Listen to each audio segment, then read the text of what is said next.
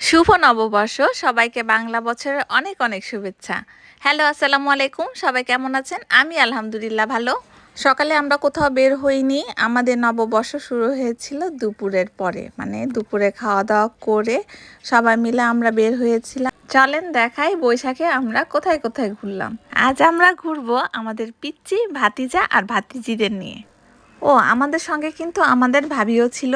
আমরা ভাবিকে জোর করে নিয়ে গিয়েছিলাম। আমরা বাড়ির সামনে থেকে একটা অটোরিকশায় উঠে গেলাম। আমাদের কোনো নির্দিষ্ট গন্তব্য নেই, আমরা কোথায় ঘুরবো কই ঘুরবো কিছুই জানি না, কিন্তু ঘুরতে বের হয়েছি। ঘুরতে ঘুরতে আমরা আমাদের পাশের ইউনিয়নের একটি গ্রামটির নাম হচ্ছে বাসটিয়া গ্রাম, সেই গ্রামের রাস্তা ধরে সামনে চলে গিয়েছি। এই জায়গাটাতে গেলে আপনারা শুধু সবুজ আর সবুজ দেখতে পাবেন।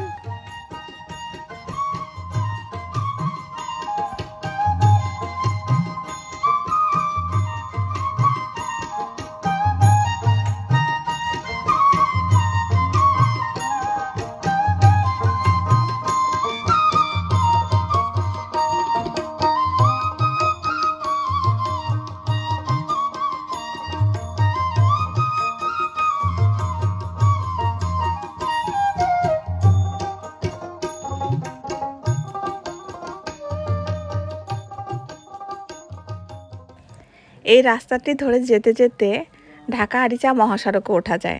এই তো দেখেন, ঢাকা আরিচা মহাসড়কে গাড়ির চাপ তেমন ছিল না।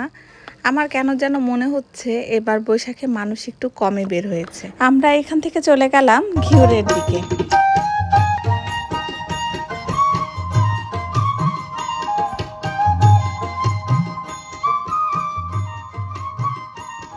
রাস্তার দুই ধারে অনেক মিষ্টি কুমড়া ক্ষেত ছিল।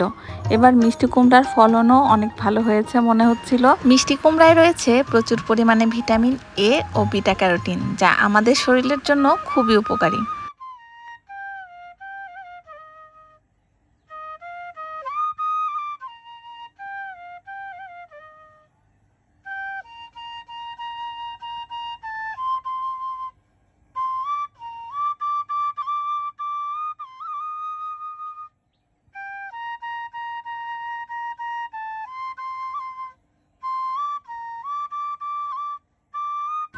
ঠিক এখানে আসার পরই আমার মনে হচ্ছিল আজ সত্যিই পহেলা বৈশাখ, কারণ অনেক সুন্দর সুন্দর আপুরা শাড়ি পরে ঘুরছিল, দেখতে কিন্তু খুব ভালো লাগছিল। আমারও শাড়ি পরার প্ল্যান ছিল, কিন্তু গরমের জন্য আর পরা হয়নি। এটা হচ্ছে এই এলাকার বর্তমানে সবচেয়ে জনপ্রিয় জায়গা, কারণ কোনো অনুষ্ঠান হলেই মানুষ এখানে ছুটে আসে। আমরাও এখানে একটু ব্রেক নিয়েছিলাম, কিন্তু আজ আর কুটুম বাড়ির ভিতরে ঢুকিনি। এখানে দাঁড়িয়ে সবাই মিলে আইসক্রিম খেলাম, হাওয়াই মিঠাই কিনলাম, তারপর আবার সামনে এগিয়ে গেলাম। এরপর আমরা চলে গিয়েছিলাম একটা মজার পেঁয়াজুর দোকানে। এখানে একজন বয়স্ক চাচা পেঁয়াজুগুলো বানায়, তার হাতের পেঁয়াজু সত্যিই খুব মজা। এই দোকানে পেঁয়াজু ছাড়াও চপ, সিঙ্গারা এগুলো পাওয়া যায়। ঘিওর বা ঘিওরের আশেপাশে যারা থাকেন তারা মোটামুটি অনেকে এই চাচার দোকান চিনেন। মাঝে চাচা অসুস্থ ছিলেন, তাই দোকানটাও বন্ধ ছিল।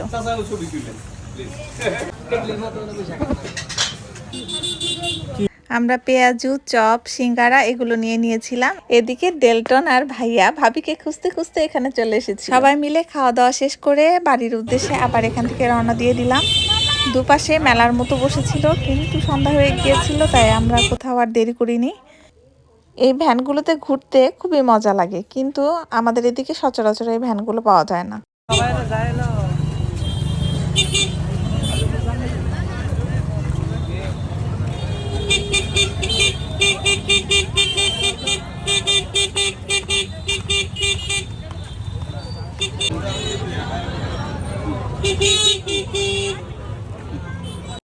সবাইকে টাটা দিয়ে দিচ্ছিলাম, কারণ আজকের ঘোরাঘুরি আমাদের এ পর্যন্তই। রাতে আম্মুর ওখানে খাওয়া দাওয়া করলাম। এই হচ্ছে আমাদের পহেলা বৈশাখ। আপনাদের বৈশাখ কেমন কাটলো অবশ্যই কমেন্ট করে জানাবেন। সবাই ভালো থাকবেন। আসসালামু আলাইকুম।